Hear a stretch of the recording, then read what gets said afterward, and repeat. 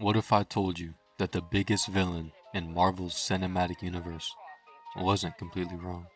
And no, I'm not saying wiping out half of all life was morally okay, but if you look at it from Thanos' logic, This universe is finite, its resources finite. If life is left unchecked, life will cease to exist. It needs correction. You don't know that! his concerns were actually based on a real problem. When most villains want money, power, or revenge, Thanos wanted something entirely different. He wanted balance. He believed the universe was heading towards disaster because populations were growing faster than resources.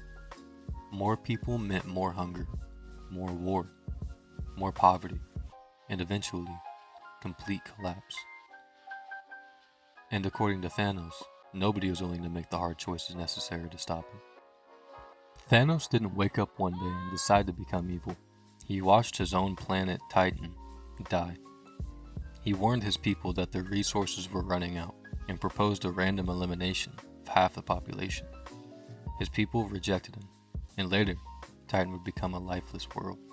To Thanos, this wasn't a theory. It was proof. In his mind, he had already seen what happens when civilizations ignored the warning signs. He saw countless worlds following the same path. Here's when things get interesting. The idea that resources are limited isn't science fiction. Throughout human history, societies have struggled with food shortages, overcrowding, and competition for resources. That's why some people actually understand Thanos' fear. He identified a real issue. Infinite growth in a finite system creates problems. And unlike many villains, he wasn't motivated by greed. He wasn't trying to become king. He didn't want wealth. He wasn't even planning to rule the universe after winning.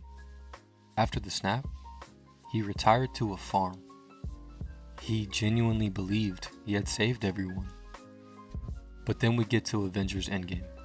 The 2014 version of Thanos learns that the survivors didn't accept his solution. They fought back. They tried to undo everything. And that's when something changed. He realized people won't be grateful. They won't appreciate his gift. So he decided that instead of balancing the universe, he'll destroy it and create an entire new one. And right there, he loses the moral argument. Because his original goal was preventing suffering, now it's about forcing his vision onto everyone else. The savior becomes a dictator. And that's why Thanos is so fascinating. He asks a difficult question. What happens when someone identifies a real problem, but chooses an unforgivable solution? His concerns about resources, conflict, and societal collapse make him understandable.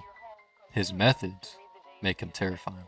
The reasons fans still debate Thanos till this day is because the best villains aren't completely wrong.